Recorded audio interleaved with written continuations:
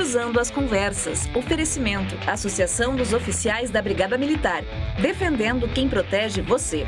E Colombo. Estruturas para eventos e também fretes e cargas. Muito boa noite, o Cruzando as Conversas está no ar. Eu sou o jornalista convidado, Thiago Suman, e vamos juntos até às 23h45, trazendo os temas mais relevantes da sociedade gaúcha e brasileira no decorrer da semana. O programa, como você sabe, é um oferecimento da Associação dos Oficiais da Brigada Militar, defendendo quem protege você. E também da Colombo, estruturas para eventos, agora com fretes e cargas.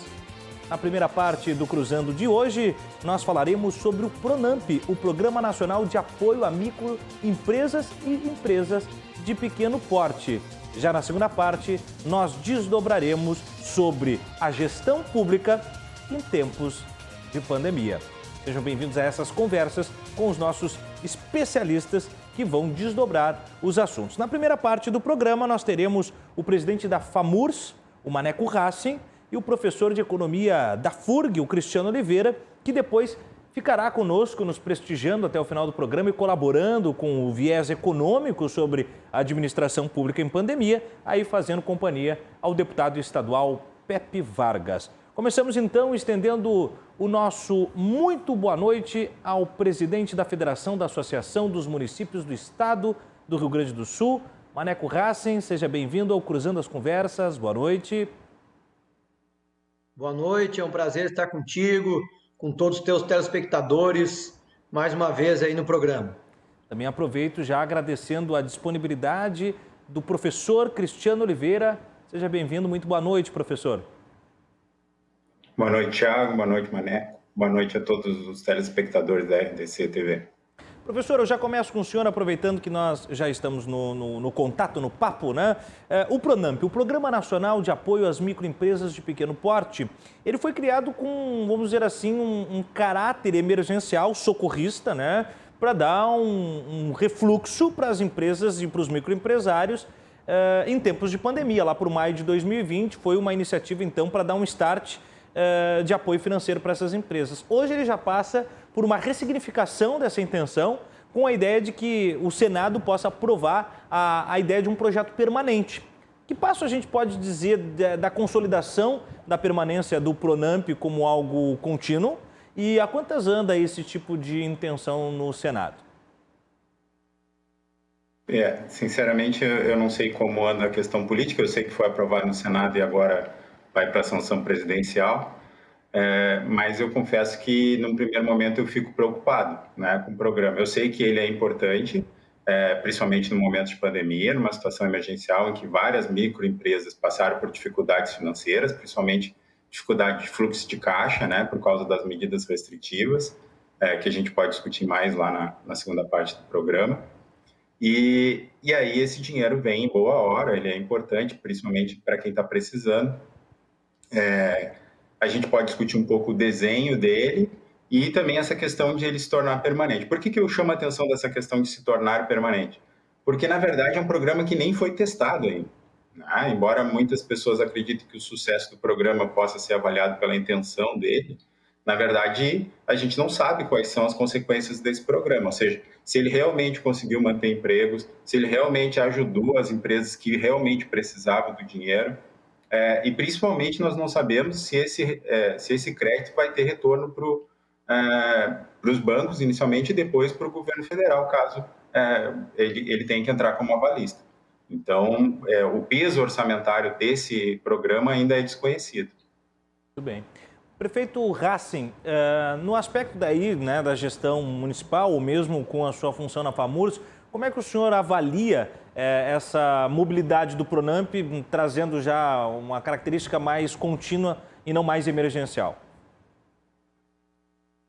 Bom, eu não tenho dúvidas de que se tem algo, entre tantas coisas que falhou nesta pandemia, foi justamente a participação do poder público federal numa política econômica concreta para amenizar os efeitos da pandemia.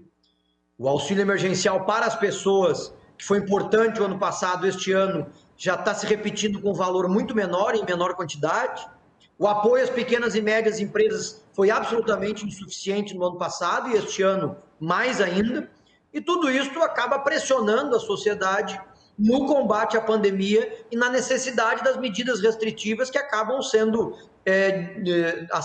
impossibilitando frente à necessidade do sustento, à necessidade econômica e à necessidade das cidades, enfim, de todos nós, de manter minimamente a sobrevivência financeira nesse período. Então é evidente que, diferente de outros países do mundo, o Brasil falhou e falhou muito na política econômica. E estas ações, elas precisam ser ampliadas.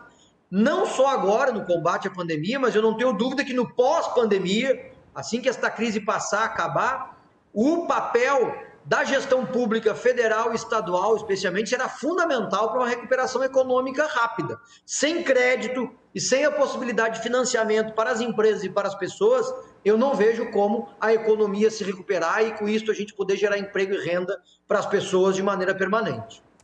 Professor Cristiano, a relatora do projeto do programa do Pronamp, a Cátia Abreu, ela diz ter garantias de que o programa não causará rombos às metas de limite do déficit da Lei de Diretrizes Orçamentárias.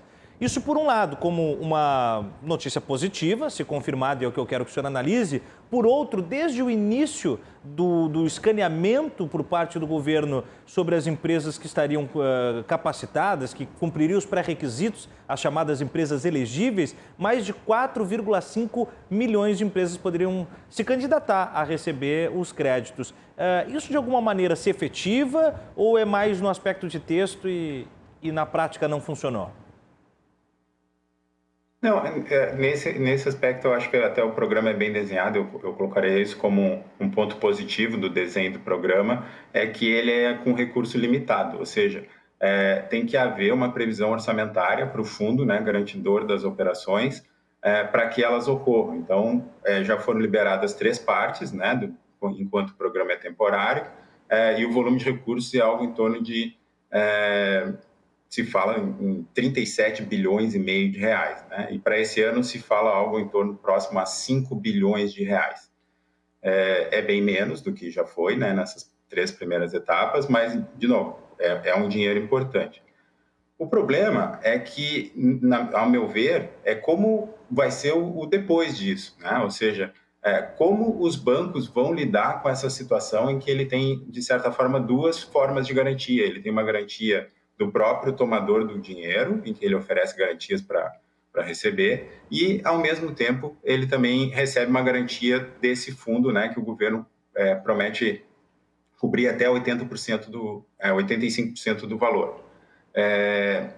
Dito isso, a questão é como os bancos vão lidar com isso, ou seja, eles vão efetivamente cobrar, né, das pessoas.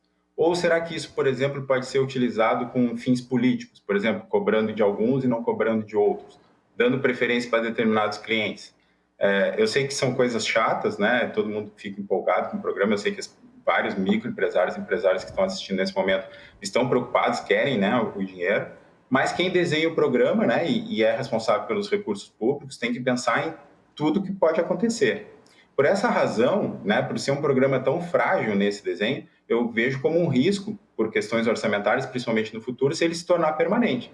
A não ser que ele caia vamos dizer assim, no ostracismo, dizendo, não temos recursos para esse programa nesse ano, e aí o programa deixa de existir por falta de recursos. Mas ele tem que ter, vamos dizer, talvez, para se tornar um programa permanente, ter um desenho um pouco melhor.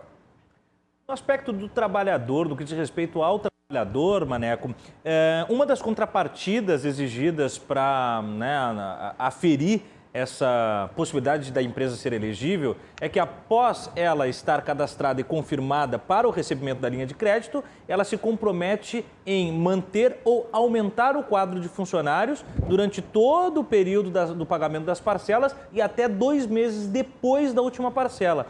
Você vê que esse, por exemplo, pode ser um recurso que consiga segurar um pouco das demissões provocadas pela pandemia? O objetivo é este, mas eu acredito que os recursos e a forma desta segunda rodada do programa são absolutamente insuficientes. Primeiro, é preciso ressaltar aqui que os bancos tiveram, nesta pandemia, Neste ano de 2021, os bancos tiveram o seu lucro líquido aumentado em 63% em relação ao mesmo período do ano passado. Ou seja, se tem alguma preocupação que nós não temos que ter, é com o lucro dos bancos. E segundo, que eu também observo os comentários, enfim, a preocupação orçamentária do país, ela só se dá quando é para se planejar um auxílio para quem mais precisa, pequenos, médios empresários e para as pessoas. Aí há uma preocupação com a questão fiscal do Brasil, né? Mas quando se vai fazer um projeto para salvar bancos, não tem essa preocupação. Quando se coloca no orçamento bilhões em emendas parlamentares para manter o Congresso sob o domínio do governo, também não tem preocupação com a questão fiscal. Quando se isenta imposto para compra de armas, por exemplo, algo que absolutamente não é prioridade para ninguém, não se tem preocupação também com a questão fiscal. Então, nós estamos com um problema no país que é a nossa inversão de prioridades. E no momento de pandemia, no momento de crise, em que os maiores países do mundo, exemplo dos Estados Unidos, investem trilhões na sua economia para poder se manter e se recuperar, aqui no Brasil a gente parece que fica cheio de dedos quando tem que auxiliar a pequena e média empresa, quando tem que auxiliar as pessoas no seu sustento, inclusive para que a gente possa se recuperar mais rapidamente a partir do final desta crise. Então isso me preocupa, esta inversão de prioridades e a preocupação exagerada com o lucro dos bancos, que, volto a dizer, cresceu 63% neste período de pandemia. Dados esses argumentos de abertura, professor Cristiano, tanto seus quanto do prefeito Maneco, quais seriam elencados, em síntese, os principais aspectos positivos e as principais vacilações do Pronamp? Só para deixar claro, dois aspectos, né? Primeiro, que nesse desenho que eu falei, o problema não são os bancos vão receber. A questão é se eles vão receber o dinheiro público ou quem tomou o dinheiro emprestado. A minha preocupação é com o dinheiro público, né? Quem pegou o dinheiro emprestado tem a sua responsabilidade, tem o seu compromisso. A questão é o dinheiro público. E outra, o fato de você errar numa não justifica errar em outra. Então, eu acho que todos os programas têm que ser bem pensados e desenhados numa análise de custo-benefício. Seguindo essa linha de raciocínio, pensando especificamente no Pronamp, ele tem bons desenhos. Eu gosto, por exemplo, da ideia de que você pode tomar o empréstimo em qualquer banco, e aí isso gera uma concorrência, por exemplo, pelo tomador desse dinheiro, né? Isso vai diminuir taxas, burocracias, enfim, uma série de coisas que são importantes. Eu já falei a questão do limite, né? Eu acho que o limite para emprestar, o limite do valor que pode ser emprestado é uma boa medida, mas ele tem também essa contrapartida desse desenho, né, em termos de ponto negativo, que pode gerar o que nós economistas chamamos de perigo moral, né? Ou seja, no momento que você tem um garantidor, né, você não tem muito incentivo para pagar a sua conta. E aí eu gostaria de aguardar um pouco mais de tempo e ver como as pessoas, né, os tomadores, as microempresas, vão se comportar em termos de pagamento desse dinheiro, para depois tornar o programa permanente. Pelo menos essa seria a minha recomendação, ou seja, espera um pouquinho, vamos ver como vai evoluindo para depois pensar o que nós vamos fazer. Por quê? Porque, só para vocês terem uma noção, o programa ele começou com 8 meses de carência. A primeira parcela ia ser paga agora em março. E já foi adiado por mais 3 meses por causa das novas medidas restritivas. Ou seja, até esse momento, a gente não tem um fluxo de pagamentos para avaliar qual o tamanho, por exemplo, de uma possível inadimplência desse programa e de quanto que vai ser coberto com o recurso do Tesouro Federal. Muito bem. Já nós voltamos com o professor Cristiano. Agora, Maneco, saindo um pouco do tema do Pronamp, a gente já vai voltar, quero ouvir mais o professor Cristiano, mas falando sobre essa emergência requisitada pela FAMURS, pelo seu departamento jurídico e também a consultoria em direito público do Estado, de priorizar professores na vacinação.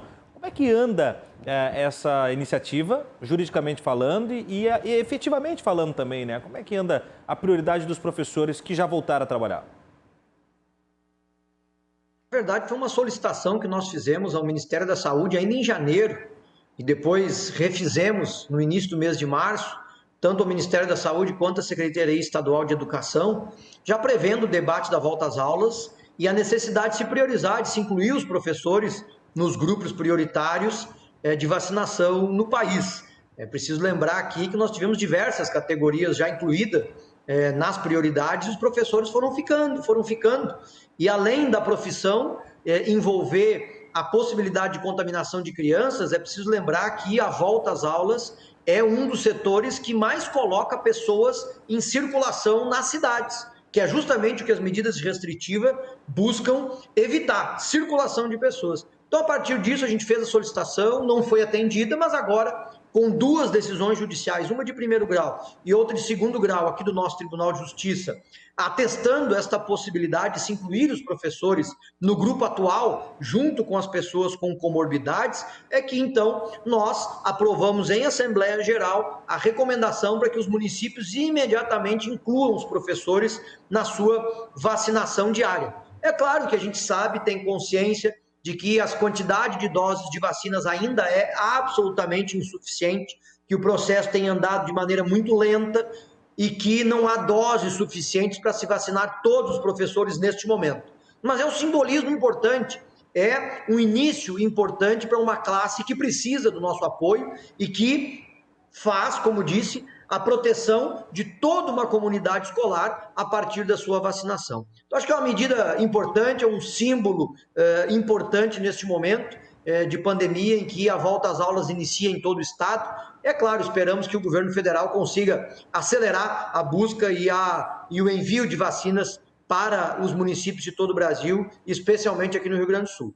Muito bem. Professor Cristiano, agora, para o microempresário que acompanha o nosso programa hoje, ficar um pouco mais ambientado também sobre qual seria o melhor recurso para ele optar, existem 2 linhas dentro do Pronampe que pode ser escolhida pelas microempresas ou pequenos empresários. Uma delas trabalha com até 30% da receita bruta.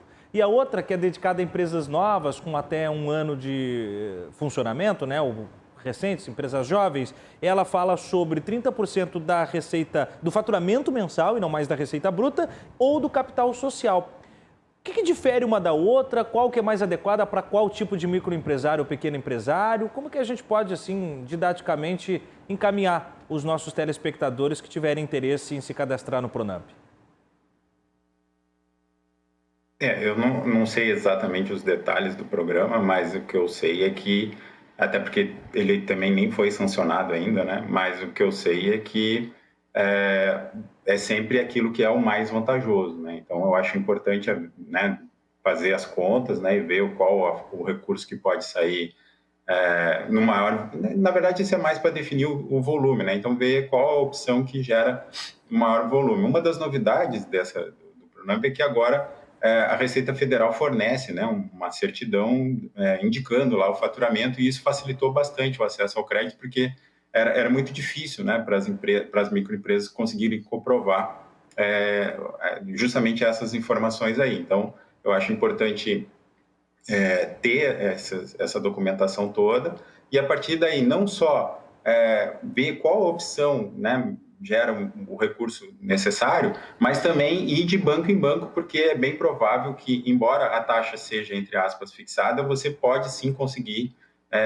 taxas mais vantajosas ou algum tipo de vantagem de um banco em relação ao outro. Muito bem. Cristiano Oliveira, professor da FURG, participa conosco tanto na primeira etapa do programa, quando debatemos o Pronampe, alguns outros aspectos de gestão, e aí na segunda parte, sim, nós ampliaremos o debate para falar sobre gestão pública na pandemia de uma maneira mais universal. Maneco, falamos um pouco ali sobre as funções da FAMURS no que diz respeito aos professores, e agora queria que você fizesse também um abre aspas, vamos dizer assim, sobre a privatização da Corsã, né? Sei que você tem atuado muito fortemente sobre o tema, né? São mais de 327 municípios que são atendidos pela Corsã. Em que circunstância ficam esses municípios caso haja privatização? E qual é que é a tomada de decisão a respeito desse tema no que diz respeito à FAMURS? Preciso primeiro fazer uma preliminar, né, Tiago? Porque nós estamos em plena pandemia, estamos aqui debatendo a possibilidade de financiamento para pequenas e médias empresas, falamos sobre vacinas que estão atrasadas, os números de casos continuam absolutamente elevados em todo o país, especialmente aqui no Rio Grande do Sul, onde mesmo com a queda que tivemos nas últimas semanas, os números atuais são maiores do que em qualquer momento no ano passado. E digo isto, portanto, para dizer que não há a mínima prioridade numa privatização de uma empresa pública que dá lucro. Não há nenhuma urgência neste tema, senão a vontade ideológica do governador de diminuir o tamanho do Estado. Que nós podemos até concordar com ela, mas volto a dizer, não é o momento adequado para isso. Nós devíamos, prefeitos, prefeitas, deputados, comunidade, estar focados nas questões que envolvem a pandemia, né? Tudo aquilo que o nosso dia a dia acaba nos impondo. Mas o governador entendeu ideologicamente por bem de colocar este tema à pauta e nós não podemos fugir dele, porque tu disseste bem, a Corsan atende hoje 317 municípios do Rio Grande do Sul, na grande maioria são pequenos e médios municípios, que sozinhos não têm a mínima condição de estabelecer ou um processo de privatização da sua água e esgoto ou a constituição de uma empresa pública municipal para tocar este tema, e o governo apresenta a ideia sem qualquer detalhamento.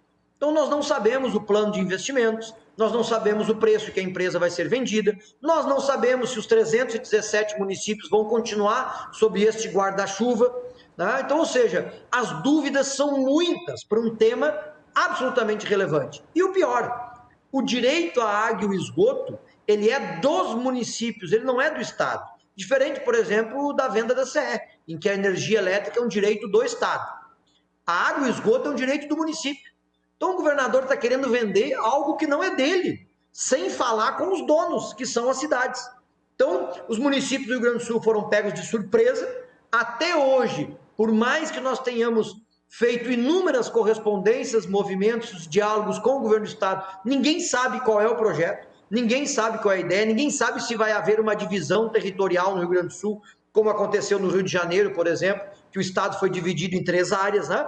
Então, são muitas dúvidas e poucas certezas. Por isso, neste momento, nós somos contra a privatização. O processo tem que ser suspenso e ele voltar a ser debatido no novo momento em que a gente possa se concentrar nele e constituir uma boa proposta, seja de privatização, seja de melhorias na gestão da Corsan pública, porque nós não tapamos o sol com a peneira. A gente sabe que a Corsan precisa de melhorias na gestão. Tem municípios que têm reclamações, tem municípios que são mal atendidos, a gente sabe disso.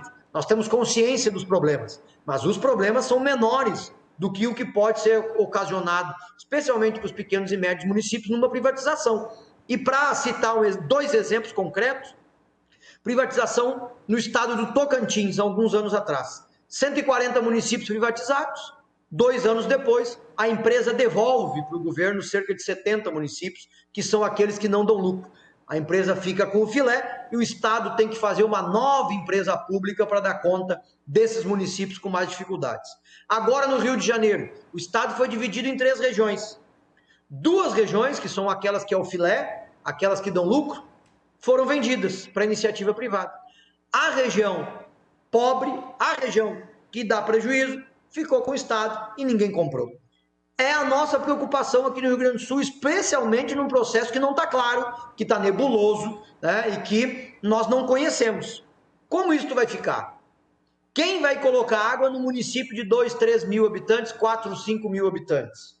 Como que isso vai funcionar? Qual o preço que vai ser vendido? Então, ou seja, a verdade é que ninguém sabe de nada e até agora ninguém teve também a capacidade de explicar. A FAMURS tem feito muitos debates, já fizemos ontem, inclusive, uma live jurídica sobre isso, e não estamos conseguindo compreender qual é a ideia do governo do Estado, o que nos leva a crer que é apenas uma opção ideológica de vender a empresa, porque no entendimento do governo do Estado, o Rio Grande do Sul não deve ter empresas públicas. Antes de voltar ao professor Cristiano, insisto mais uma, Maneco, o professor Cristiano até vai seguir conosco e logo você se despede da gente. Eu pergunto como é que estão os desafios da gestão de estatura municipal da pandemia e especialmente nessa coligação da Santíssima Trindade, né? Saúde, economia, saúde e vida, economia e ali na ponta a pandemia tentando forçar os dois para a parede. Como é que está essa gestão? Eu não tenho dúvidas que este ano de 2021 inicia um novo mandato dos prefeitos e prefeitas que é o mais difícil das últimas décadas. Por tudo que estamos, pelas dificuldades presentes e pelas dificuldades que ainda vão ocorrer nos próximos anos, assim que a pandemia acabar, e a gente espera que ela acabe o mais rápido possível. Nós teremos um cenário de muitas dificuldades sociais e econômicas. Hoje, essas dificuldades estão claras, pelo aumento nas despesas na área da saúde, a diminuição das receitas dos municípios pela crise econômica, as dificuldades relativas à educação, né? Volta às aulas, há um passivo a se recuperar, toda uma estrutura a se organizar. A tendência é que cada vez mais os municípios tenham dificuldades na assistência social, as pessoas desempregadas, né? Enfim, todas as dificuldades econômicas que já existem, que vão ser ampliadas no pós-pandemia. E o que tem acontecido dia após dia é o aumento de responsabilidades das cidades e a diminuição das responsabilidades do governo federal e do governo do estado. Vamos pegar o exemplo mais imediato das normativas agora para o combate à pandemia. O governo do estado simplesmente entregou para os municípios o combate à pandemia. Nós já fazíamos a vacinação, nós já fazíamos a fiscalização, nós já fazíamos as medidas de prevenção, nós já fazíamos as medidas de combate à saúde com a abertura de leitos, ampliação dos hospitais, etc, etc, etc. E agora somos os responsáveis também por editar as normas. Ou seja, hoje quem combate a pandemia são os municípios. O governo federal se omite, o governo do estado distribui a responsabilidade para as cidades e os prefeitos e prefeitas cada vez assumem mais as responsabilidades, até porque eles não podem abandonar a população que está ali na sua porta, está no seu dia a dia, está na padaria, está no mercado, que os prefeitos e prefeitas encontram todo mundo e é o ambiente em que eles convivem. Então, muitas dificuldades, muita responsabilidade os prefeitos e prefeitas têm tido. E nós temos trabalhado com a FAMURS para poder auxiliar, para manter esta unidade e para manter os municípios do Rio Grande do Sul, especialmente, em condições de superar esses desafios que são imensos e que vão permanecer ainda durante todo este mandato para os gestores municipais. Muito bem. Prefeito Maneco Hassen, também presidente da FAMURS, uma informação complementar, né? O governo do estado autorizou, então, que os municípios usem as vacinas remanescentes para a imunização dos professores. Então, é uma boa notícia que chega e que vai no lastro do que vinha tratando a FAMURS, né? Os municípios que tiverem doses remanescentes contra a Covid-19, naturalmente, poderão vacinar 3 novos grupos previstos no Plano Nacional de Operacionalização e Vacinação, o PNO. Entre eles estão os trabalhadores da educação. A decisão foi tomada no início da noite de hoje, em reunião envolvendo o Conselho de Secretarias Municipais da Saúde do Rio Grande do Sul e também a Secretaria Estadual da Saúde. Então, uma excelente notícia para nós nos despedirmos, digamos que uma vitória, dada a intenção da FAMURS, e agradecer a disponibilidade, a atenção conosco, prefeito. E lembrando, né, o Cruzando as Conversas sempre de portas abertas para recebê-lo. Boa noite, as suas falas finais, prefeito. Eu que agradeço mais uma vez a oportunidade de poder estar junto com vocês, debatendo sempre temas atuais, temas importantes. E no momento de pandemia, o diálogo, a troca de ideias é fundamental para que a gente possa ir avançando frente a todas essas dificuldades que todos nós estamos enfrentando. E não tem outro caminho, é o caminho do diálogo, o caminho da responsabilidade, o caminho do bom senso, para que a gente consiga superar esses desafios todos. E, obviamente, eu estou sempre à disposição e espero o convite para estar junto contigo aí no estúdio e poder debater outros temas da nossa atualidade. Um grande abraço e até a próxima, se Deus quiser. Muito obrigado. Então, o prefeito Maneco Hassen logo estará conosco aqui. E também Cristiano Oliveira, professor da FURG, professor de Economia da FURG, que segue conosco para a dupla aí na nossa dobradinha com Pepe Vargas, deputado estadual, também médico, para avaliarmos a situação da gestão pública em tempos de pandemia. Logo, a gente volta já.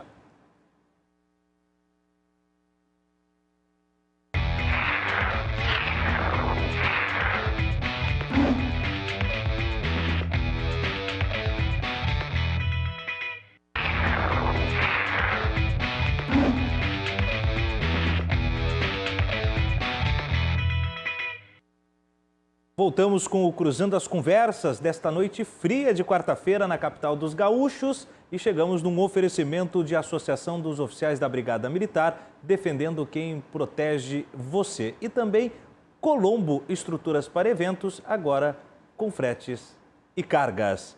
E também, é claro, né, RDC Shopping, que tem de tudo para quem tem bom gosto. No RDC Shopping você encontra sentir-se amada. Casaco pele de carneiro da Chique Atual por 6 parcelas de R$ 44,27.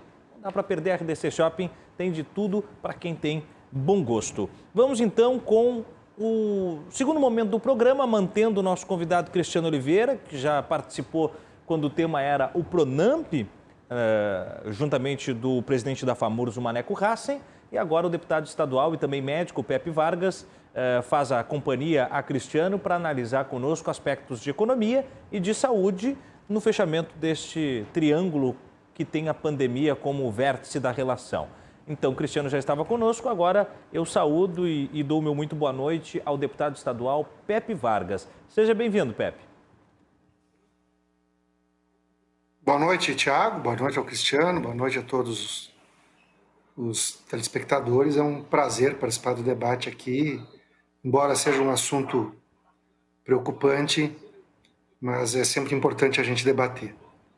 Muito bem. Só complementando a informação que a gente trazia agora, né, que no final da noite de hoje, no começo da noite de hoje, perdão, nós tivemos então a confirmação de 3 outros grupos, 3 categorias entrando na possibilidade de uso das doses que foram remanescentes, sendo eles os trabalhadores em educação, a população privada de liberdade e também a população de rua.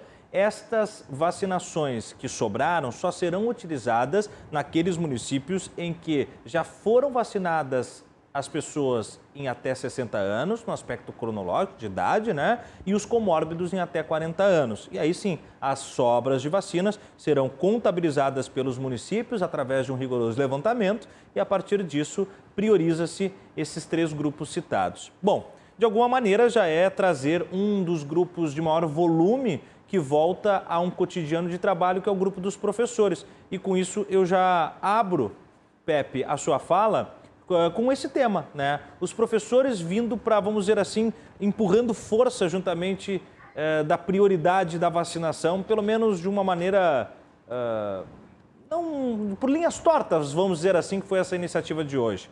Agora sim então, Pepe. O nosso grande drama no que diz respeito à vacinação é a lentidão do processo de vacinação.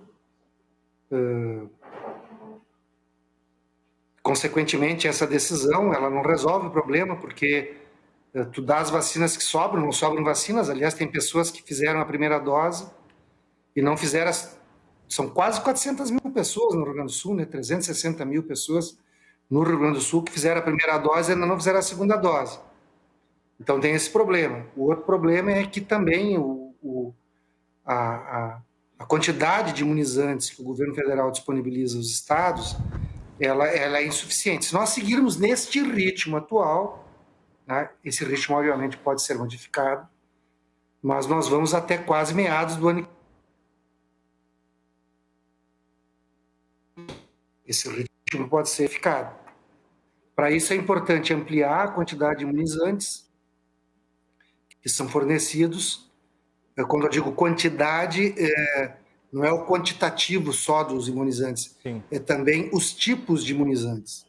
Uma estratégia adequada e correta envolveria ter vários tipos de imunizantes, de vários fornecedores distintos, para poder, o mais rapidamente possível, vacinar a população. Mas, infelizmente, isso não está ocorrendo aqui no Brasil. Nós ainda dependemos fundamentalmente das vacinas do Instituto Butantan, das vacinas AstraZeneca, que é o processo que a Fiocruz conduz. Agora começa a entrar alguma coisa de vacinas da Pfizer, mas ainda é um número muito pequeno. E então a velocidade com que vacinamos é lenta. Isso abre a possibilidade de novas variantes do vírus se desenvolverem. E aí uma nova variante é sempre uma incógnita, né? Se ela vai ter uma carga viral maior, se ela vai ter uma virulência maior, se a vacina vai ter efetividade ou não. Então, esse é o problema da lentidão no processo. Temos uma queda do sinal do Pepe? Uma queda de casos, obviamente, mas uma queda de casos que estabilizou num patamar muito alto. Então, começam a aparecer problemas já, né? Vou dar um exemplo bem concreto aqui da minha querida cidade de Caxias do Sul. Nós temos um surto numa escola municipal nesse momento, 12 professores já confirmados e 2 alunos. Nós tivemos que fechar a escola. E há uma... Hoje de manhã nós tivemos uma reunião também com entidades ligadas à área da educação há uma queixa muito grande por parte dos educadores de que os protocolos, estou falando das escolas públicas e das escolas privadas, os protocolos de segurança são absolutamente insuficientes para garantir algo seguro. Então, nós precisamos, já que abriram as escolas, discutir os protocolos de segurança. Não é possível com os atuais protocolos, o atual protocolo. Tivemos mais uma queda no sinal do PEP, a gente vai restabelecer. Professor Cristiano, aproveitando então, a linha que define o nosso tema hoje são os desafios, as medidas e as soluções dos aspectos de gestão pública em tempos de pandemia. Então, bem didaticamente, o senhor como professor gostaria que trouxesse algumas análises do cunho econômico. Quais os principais desafios que a pandemia realmente nos imbricou, né? Quais as medidas o senhor entende que nesse período de 1 ano de pandemia que nós já encaramos foram mais eficientes? E quais soluções daqui para frente o senhor imagina que possam ser tomadas como realmente o oxigênio para a economia do país? Na verdade, tudo é muito novo, né, com esse vírus. E no início a gente não tinha a menor ideia, né, do que podia funcionar e o que não podia funcionar.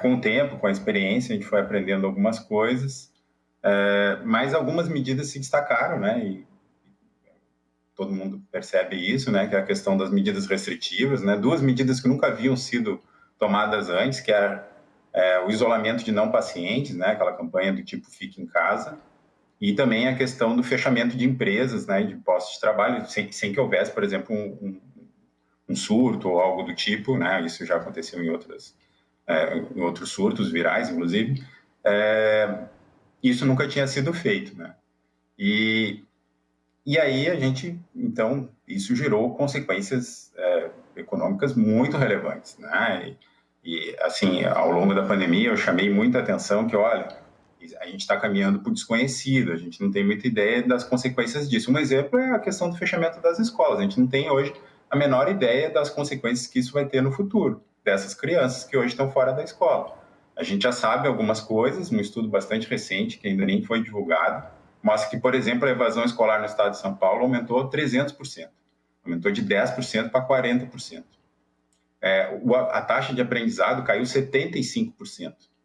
Então, a gente está aprendendo ao longo dessa pandemia, a gente adotou várias medidas sem ter muita ideia das consequências, e isso vai cobrar o seu preço. Ao longo desse tempo, eu venho estudando esse assunto, eu já fiz uma série de artigos sobre o tema, especificamente sobre o Rio Grande do Sul e medidas restritivas, eu já fiz 3 artigos, né? Então, um primeiro artigo, nós tivemos uma situação muito semelhante do que aparenta ser esse novo protocolo, né, do governo do estado, ou seja, de liberar para os municípios. Isso foi feito em 15 de abril do ano passado. E aí alguns municípios aumentaram as restrições e outros diminuíram, né, naquele período. Isso me permitiu, então, eu e uns colegas fazer um estudo. E o que nós percebemos, avaliando a questão econômica e de saúde, é que aqueles municípios que intensificaram o isolamento social, né, que adotaram medidas restritivas, não conseguiram reduzir nem óbitos e nem casos de Covid-19, apenas tiveram perdas econômicas significativas. Mas tudo bem, era um período que era início da pandemia, o vírus mal circulava aqui no estado, era esperado que realmente nenhuma medida tivesse algum efeito.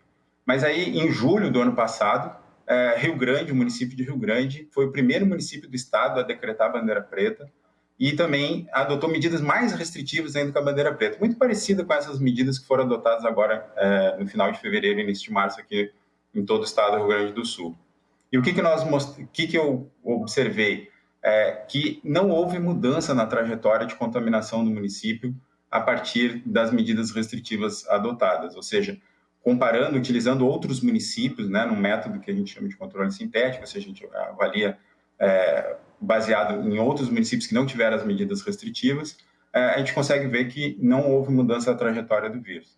E a mesma coisa aconteceu com outro tipo de métodos agora no Rio Grande do Sul, o último artigo mostrando que também não houve redução com a introdução de casos de Covid-19 no Rio Grande do Sul, com a introdução da bandeira preta. Tanto o Rio Grande quanto o Rio Grande do Sul, eles adotaram as medidas quando o surto estava no pico, né? Ou seja, quando tu imagina que para que o pico não se estenda, né, não seja mais alto, você acaba mudando a trajetória. mas o que os dados mostraram é que não houve mudança da trajetória, simplesmente o vírus seguiu o seu curso natural. É meio desolador, né, falar isso, né, para o grande público, mas a verdade é que, infelizmente, os políticos venderam uma ideia para as pessoas que eles tinham condições de controlar um vírus, que, na verdade, eles não tinham a menor condição de controlar. Né? Eu sei que isso gera um desalento, gera uma desesperança, mas a verdade é que se trata de um vírus que é invisível, que é transmitido de forma assintomática, né? Pessoas assintomáticas transmitem, então a gente não tem como controlar esse vírus, infelizmente, a não ser com remédio ou vacinas, e aí por isso a questão da vacinação realmente é muito relevante. Bem, professor Cristiano Oliveira, colaborando com a análise econômica da gestão pública em tempos de pandemia. Deputado estadual Pepe Vargas, bom, amanhã o governador Eduardo Leite vai trazer à luz das informações o resultado deste novo protocolo de distanciamento. Dá para dizer que o governador recuou no primeiro momento de tomar celeridade e trouxe um diálogo mais efetivo, deputado. Inclusive, encerrou-se nesta terça-feira o espaço, o tempo para que se dessem as sugestões. Abriu diálogo com acadêmicos, com parlamentares, para se conceber uma nova estrutura. Qual é a expectativa, o que o senhor imagina que acontece a partir de agora com esse novo regimento, com as políticas de proteção, né, restritivas, os protocolos gerais, que vai para toda a população, e aqueles de atividade, que daí bifurcam, né, entre aquelas que são obrigatórias e aquelas que são variadas em comportamento múltiplos, né, os variáveis que eles chamam. Como é que o senhor imagina que vai funcionar? Vai funcionar muito mal, porque o Estado se retira da coordenação do processo, vai ter uma miríade de protocolos, né, na medida que o governo do Estado se retira do processo. A prática é isso, né? Por exemplo, eu tenho dificuldade de conseguir compreender o que é um painel de indicadores diários sem indicadores predefinidos, né? Qualquer pessoa que trabalha com ciência, com modelos preditivos, matemáticos, estatísticos, se tu não tem indicadores predefinidos, como é que tu faz uma avaliação? O Estado está se retirando e está deixando os municípios tomarem as decisões. Eu não posso deixar de fazer um contraponto ao que o Cristiano colocou aqui. Eu gostaria de ter acesso a esses estudos que tu citaste, Cristiano, porque, com todo respeito, todo estudo epidemiológico, não da economia, eu estou falando da epidemiologia, uma ciência da saúde, não uma ciência econômica, mostra o contrário do que tu disse. Mostra que quando há... O problema é que, para fazer restrições da circulação de pessoas, tem efeitos econômicos. Esse é o problema. No momento que tu restringe a circulação de pessoas e fecha atividades, tem um efeito econômico sério que não pode ser desconsiderado. Eu acho que aí a economia tem um papel importante a discutir. Mas, sob o ponto de vista epidemiológico, da ciência da saúde, é evidente que o vírus ele só circula se pessoas circulam. No momento que tu reduz a circulação de pessoas, há efetiva redução da contaminação num determinado período de tempo. Isso significa que tu detém totalmente a pandemia? Não, tu não detém. Tu ganha tempo, tu impede que um sistema não entre em colapso, o sistema de saúde entre em colapso. Isso é o que a epidemiologia diz, isso é o que a ciência da saúde diz. Agora, tem um efeito econômico, isso é verdade. Sempre que você fechar, vai ter um efeito econômico. Então eu gostaria de conhecer esses estudos, porque os estudos epidemiológicos mostram ao contrário, tá? Mostram que, de fato, onde houve... inclusive aqui no Rio Grande do Sul, ali em março, abril do ano passado, nós conseguimos retardar o surgimento da pandemia aqui, né? Na medida que foi se flexibilizando e coisa e tal, foi aumentando a circulação do vírus e aumentando a contaminação e aumentando a pressão sobre o sistema de saúde. É compreensível que não tem como manter a economia fechada o tempo todo. Isso é evidente, né? Mas daí a dizer que o ideal era a gente conseguir fazer períodos, quando há um grande crescimento do número de casos, fazer um período de fechamento curto, mas um fechamento rigoroso, que daí a economia sofre menos, né? E depois vai reabrindo. Então, sob o ponto de vista epidemiológico, todos os inquéritos epidemiológicos, todos os estudos epidemiológicos mostram que, efetivamente, né, reduzir a circulação social detém a circulação do vírus, detém o número de casos. O grande drama não dá para fechar muito tempo. A economia tem que funcionar, as pessoas têm que trabalhar, as pessoas têm que pagar suas contas, as empresas têm os seus compromissos. Então, essa é a arte que precisa ser exercida aí, né? E aí aqui no Brasil se construiu um conceito assim de que não tem o que fazer, o Estado não tem o que fazer, o poder público não tem o que fazer, o país é pobre, o país não pode fazer. Não é bem assim. O país poderia ter optado em determinados momentos, não por longo período, né? Mas nesses momentos em que o nosso sistema de saúde entrou em colapso, nós tivemos um colapso no sistema de saúde.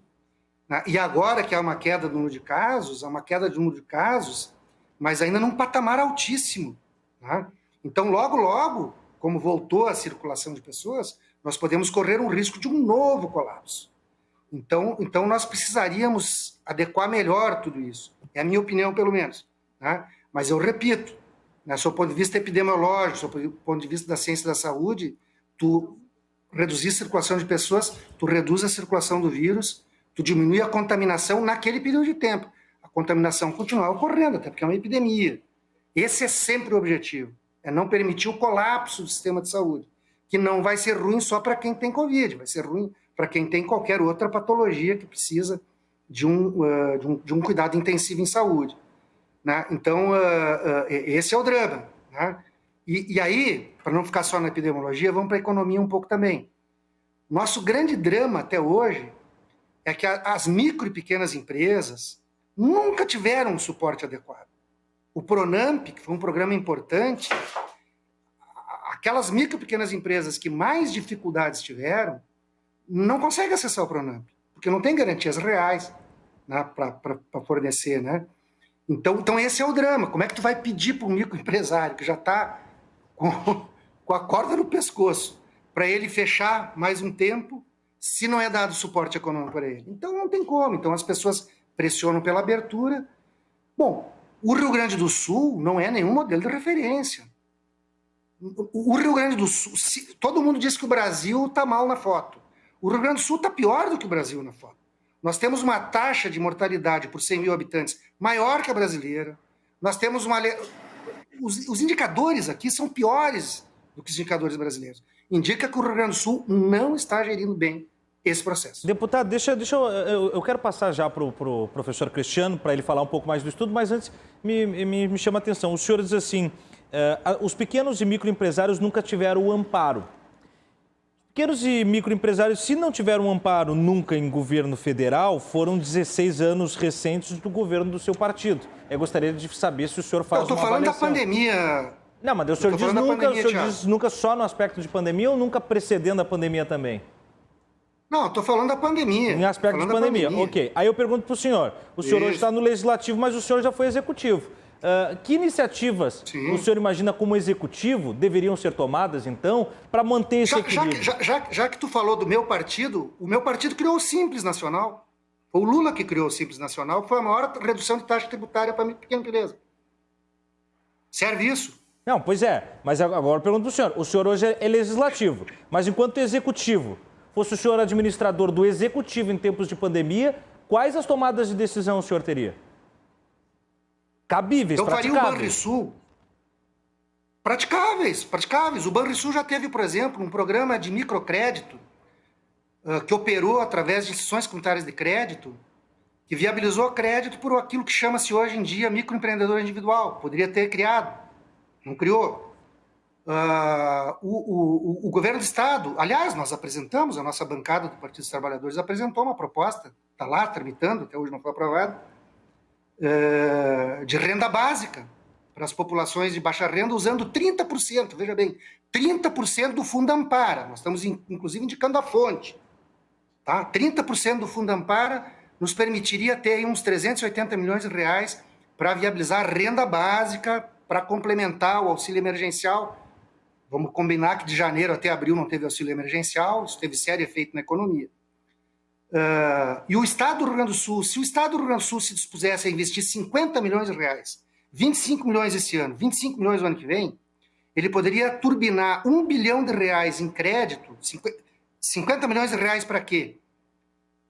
50 milhões, 25 agora, 25 depois, para criar um crédito subsidiado, com taxa de juros mais baixa para microempresa e microempreendedor individual, usaria o Banrisul, o Badesul e as cooperativas de crédito para fazer a operacionalização disso. Nós temos lei estadual já existente que permite isso.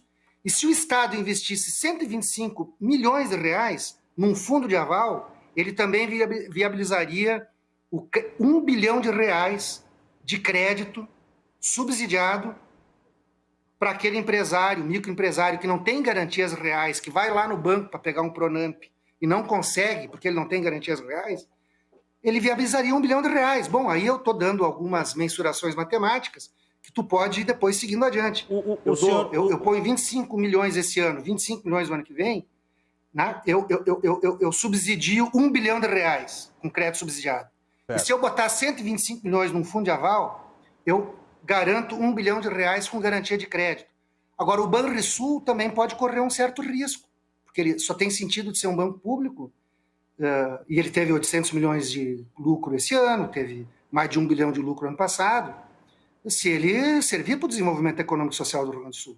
Certo. E o Pronamp, vamos combinar, né? O Pronamp tem um fundo garantidor, né? 85% da carteira.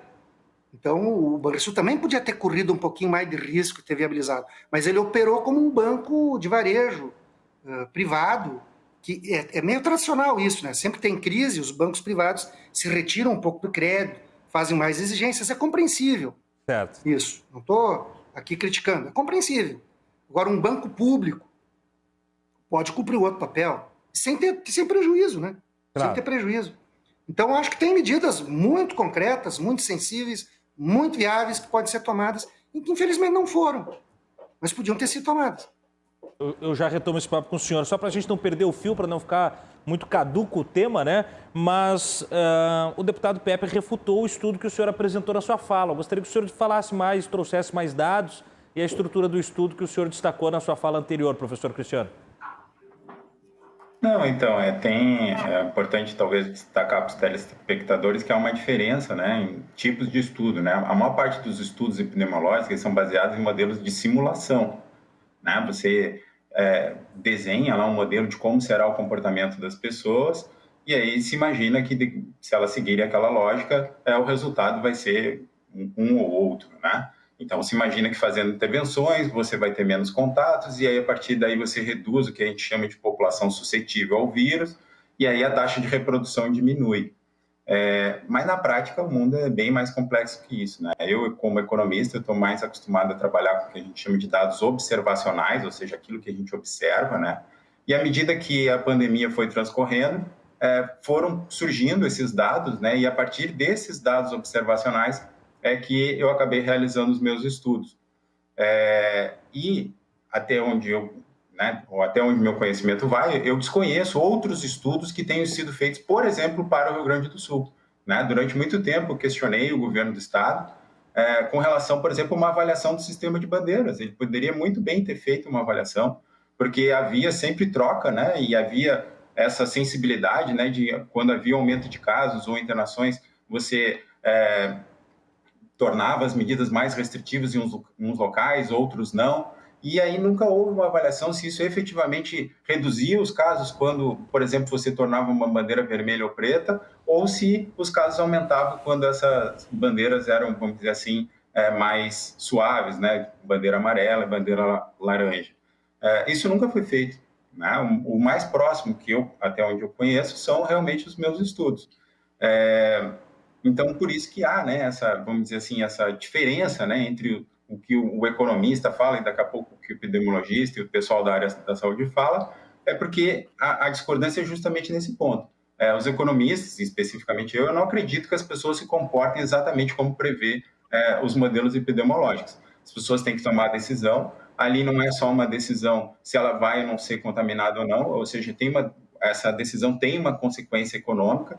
Muitas pessoas precisam de contatos com outras pessoas para trabalhar, para continuar sobrevivendo, e o vírus é só uma ameaça que ela tem à vida dela, mas a vida das pessoas tem N ameaças, e uma delas é a miséria, a fome, é o sustento, é o filho que está em casa pedindo comida, e o pai de família, né, a realidade brasileira é justamente das pessoas que trabalham durante o dia para ter o que comer à noite. Então, nesse desenho, né, de arcabouço, ou seja, você tentar modelar essas decisões, você vai ver que a maior parte da população é a parte das medidas restritivas, ou seja, está completamente fora. As pessoas não têm condições de ficar em casa, porque senão, e esperando principalmente uma ajuda do governo, ninguém imagina em sã consciência que o governo vai resolver a vida dessas pessoas. Basta a gente fazer uma conta, por exemplo, como a gente está nesse assunto, né, a questão do Pronamp. A gente emprestar 30% do faturamento, mas pense, quanto tempo essas empresas ficaram paradas com zero faturamento? Zero, completamente zero. Não foi que elas tiveram lucro zero, não, elas tiveram faturamento zero. Se você pegar uma empresa que tem uma taxa de lucro de 5%, você deixar ela um mês em faturamento, são 20 meses de lucro que sumiram. E aí, como é que ela vai pagar esse empréstimo? De onde ela vai tirar dinheiro? Então, não é uma questão de crédito, é uma questão de deixar as empresas trabalharem, deixar as pessoas buscarem seu sustento. E, por mais que tente coordenar essas decisões e fazer isso, ele não consegue por uma questão muito simples. Do ponto de vista individual, não é racional cumprir as medidas. E as pessoas vão continuar trabalhando. Qual é a sua visão, professor Cristiano, dessa nova estrutura dos protocolos, as medidas tomadas pelo governador Eduardo Leite, dessas regras do distanciamento social que agora são revitalizadas e que ele vai nos apresentar a partir de amanhã? Eu confesso que eu não conheço esse novo modelo. Acredito que exista um consenso, tá? Tem que ter cuidado, às vezes, com o que a gente fala, porque a gente não tem muito tempo e daqui a pouco algumas coisas podem ser mal entendidas. Uma delas é que é óbvio que é importante o distanciamento social, é óbvio que é importante o uso de máscaras, é óbvio que é muito importante os hábitos de higiene. Isso é fundamental para que a gente reduza a taxa de transmissão do vírus. Principalmente agora que a gente já tem uma vacina e aí nós estamos buscando a imunização da maior parte da população. Além disso, já há também uma literatura bastante consolidada da importância de a gente ter cuidado, principalmente com locais fechados, aglomerar uma grande quantidade de pessoas. E são questões incontestáveis. Isso, se as medidas são nesse sentido, ou seja, de você manter um protocolo com algumas restrições, por exemplo, a reuniões com grandes grupos de pessoas, sou totalmente a favor. A questão são os detalhes, né, de como isso vai ser lidado dentro dos municípios. A gente sabe que tem municípios que tem uma ideia de que enfim, tem cobrança política, questão de cobrança da própria população, da imprensa. Vamos ver como esses municípios vão lidar com a pandemia. Mas a gente já teve mais ou menos esse experimento, né, como eu falei para vocês, lá no dia 15 de abril do ano passado. E é até curioso isso, porque claramente houve uma bifurcação, pelo menos até a entrada em vigor do sistema de bandeiras, que agora está mais ou menos fazendo exatamente um ano, os municípios puderam, né, adotar as políticas. Naquele momento, realmente tinha uma baixa contaminação, e aí, enfim, o efeito realmente de quem tentou continuar com as medidas restritivas, Rio Grande, que é o município que eu resido, foi um deles, mas o efeito foi praticamente nulo, né, em termos de casos. E vamos ver, a gente não sabe como a pandemia vai se desenvolver. Agora está chegando o inverno, vem os surtos de doenças respiratórias, um cuidado redobrado, principalmente aqui no Rio Grande do Sul, que é o estado mais frio do Brasil. Um dos detalhes trazidos pelo professor Cristiano, com destaque, né, é a importância da vacina. Então, boa notícia, amanhã, às 23h45, desembarca em Porto Alegre avião trazendo novas doses. Bem ao final do Cruzando as Conversas de amanhã, quando acabar o programa, está descendo a aeronave com 127 mil doses de Coronavac e mais 237 mil doses da AstraZeneca, somando assim, com esse montante, 5,3 milhões de doses já do estado do Rio Grande do Sul, sendo delas 3 milhões e 600 mil doses já aplicadas. Bons dados, pelo menos a gente já fica mais confiante. Agora, voltando com o deputado Pepe Vargas. Deputado, dado esse cenário trazido pelo professor Cristiano, né, que é, vamos dizer assim, a discrepância do mundo real comportamental diante de uma circunstância coletiva, social, que por conta das restrições castra a capacidade econômica, não só econômica, mas laboral da população brasileira. Como fazer a administração disso? Porque não tem como, e nisso o professor Cristiano vai bem, não tem como a gente manipular um comportamento social, né? Não tem como criar estruturas que realmente façam com que esse distanciamento em curto prazo de tempo ele funcionasse. Já que isso é inviável, como é que o Estado, em todos os níveis, né? Como é que o Estado deve agir então para conseguir com que essas pessoas trabalhem, mas manter um rigoroso processo de controladoria das suas relações de distanciamento? Primeiro, o professor Cristiano falou uma coisa de um jeito que eu já tinha falado no início, mas eu tenho total concordância com ele. O grande drama é isso, não tem como tu manter uma economia fechada o tempo todo, isso é impossível. Tá? Mesmo que vamos pegar países que desenvolveram processos de auxílio econômico para pessoas e para empresas, eles nunca deixaram fechado o tempo todo. Tá? Isso é impossível, isso não existe. Quando é que tu tem que fechar? Tu tem que fechar quando tu tem um risco do colapso do sistema de saúde, aí tu tem que fechar. Mas tu tem que fechar por quanto tempo? É curto espaço de tempo. Tá? Fechar sempre por um curto espaço de tempo. E ali naquele curto espaço de tempo que tem que ficar fechado, é que tu tem que ter um suporte econômico que o Estado faça. E se for por um curto espaço de tempo, o Estado tem condições. Mesmo o Estado brasileiro, e as prefeituras poderiam estar fazendo mais coisas. Por exemplo, eu acho que os prefeitos poderiam estar perdoando dívidas tributárias de IPTU, de ISS, criando 1000 formas aí do pessoal resolver a vida. O Estado da mesma forma, a União da mesma forma. Não é só crédito. O professor Cristiano tem toda a razão, não é só crédito. Até porque parcela deles não adianta pegar o crédito, mas depois não conseguir pagar. Não é? Tem uma parcela que o crédito ajuda, tem outra parcela que o crédito é insuficiente. Então, acho que tem outras questões que não vai dar tempo da gente abordar aqui, né? Mas, de fato, não tem como fechar o tempo todo. Mas, em alguns momentos, tem que fechar. Quando o governador criou a bandeira verde, nós ficamos quase 50 dias, eu acho que 40 e poucos, 50 dias em bandeira preta. Então, alguns setores não podiam funcionar, outros funcionaram. Vamos nos colocar no lugar daquele setor que não podia funcionar. Óbvio que não tem como ele ficar desse jeito. Então, se tivesse feito o que teve lugares aqui no Brasil que fizeram isso, 10 dias, 11 dias de um sistema mais rígido, e o número de casos caiu lá embaixo, o número de internações hospitalares caiu, descomprimiu a ocupação de leitos de UTI. Eu não gosto de usar o termo, mas já que é o termo que usaram, o tal do lockdown, né? É um sistema mais rígido, funciona só o que é essencial mesmo. Não é toque de recolher, não é nada disso. Funciona só o que é essencial. Né? Há uma orientação para as pessoas não circularem. Tu faz isso por 10 dias, 11 dias, 12 dias, os casos caem, tu tira o teu sistema de saúde do colapso. Né? Bom, aí tu tem que dar suporte por 10, 12 dias. E depois volta a funcionar a economia. Evidente que não tem nenhum sistema que vai ficar fechado a vida inteira. Mas, infelizmente, perante uma epidemia, não tem outro jeito de agir. Então, quando eu falo que tem inquéritos epidemiológicos que mostram que isso funciona, é disso que eu estou falando. Né?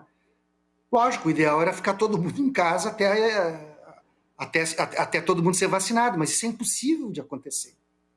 Nisso eu tenho total concordância com o professor Cristiano aqui, tem total concordância. Né? Então, esse é o nosso drama. Né? O grande problema que nós estamos vivenciando agora é que o Estado não coordenará mais. Então, cada prefeito vai fazer do jeito que quer. E aí, só que o nosso sistema, ele não é... Nós temos hospitais regionais de referência. Não são todas as cidades que têm leitos de UTI. Não são todas as cidades que têm os recursos de infraestrutura de saúde para atender os casos de Covid. Então, não dá para pensar que cada prefeito faz o que ele quer.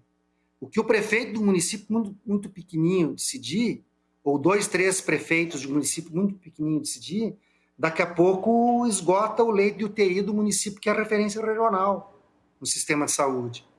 Então esse é o drama. E quando o Estado se retira da coordenação disso, né, porque o que é o sistema atual? O Estado define protocolos mínimos, restrições mínimas obrigatórias, usar máscara, por exemplo, define protocolos mínimos para diversos setores econômicos, né? e emite alertas. E aí os municípios têm que dizer que ação vão tomar. Não é à toa que o Ministério Público Federal diz o seguinte: peraí, mas e se o município não fizer o que tem que ser feito, o que o Estado vai fazer? Né? Então aí o governo do Estado já fez uma modulação, disse: não, se o município não fizer, nós vamos determinar o que tem que fazer. Porque tem que ter uma coordenação estadual. E, de fato, é uma doença que a gente não conhece. Faz 1 ano e alguns meses que nós estamos vivenciando com ela, mas já se aprendeu muitas coisas com ela. Né? Já se sabe muitas coisas que podem ser feitas para serem evitáveis. E tem muitas falhas. A principal falha que nós temos aqui é naquilo que a gente chama de bloqueio da transmissão do vírus, que é a testagem. No início nem se testava, só quem caía no quadro grave. Tivemos mais uma queda de sinal do deputado Pepe Vargas, ele volta já com a gente. Eu volto então a falar ao professor Cristiano Oliveira, professor de Economia da FURG. Professor, o Fundo Monetário Internacional, o FMI, através de alguns estudos e publicações, defende em soluções de Covid, né? Defende uma maior atuação do Estado com políticas e investimentos públicos que escoem, né, para uma melhor estrutura de termos econômicos, especialmente no que tange educação, famílias de baixa renda e, é claro, saúde, que sai talvez como um dos eixos mais fragilizados da pandemia. E ele propõe, o FMI, a taxação, a maior tributação de grandes riquezas, medida já tomada e anunciada pelo presidente norte-americano Joe Biden. O senhor vê que é possível que isso aconteça aqui no Brasil como um recurso pós-pandemia? Eu costumo dizer que tem 2 medidas que agora estão na moda para resolver qualquer problema, né? Uma é o tal lockdown de 14 dias e a outra é o imposto sobre grandes fortunas, né? É um imposto totalmente ineficiente, né? A base é móvel, né? Ou seja, as pessoas vão migrar, né? Quando você analisa, há uma confusão comum com relação a esse tributo entre estoque e fluxo, né? Você quer tributar algo que é estoque, que é riqueza, como se fosse um fluxo, renda.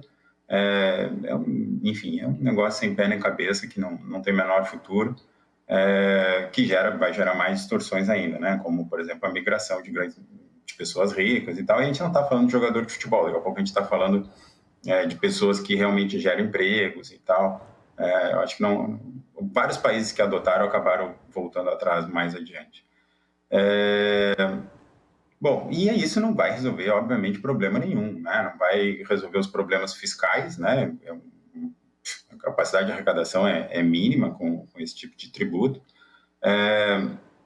Em segundo lugar, muito menos o problema das pessoas, né? Ou seja, se você imaginar que o Estado é que vai ser o propulsor da economia agora, no período pós-pandemia, a gente já tentou isso, a gente está tentando exatamente isso há 40 anos. Há 40 anos a gente está estagnado.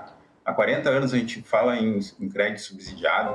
Há 40 anos a gente fala em tributação diferenciada. Há 40 anos a gente já fez tudo isso.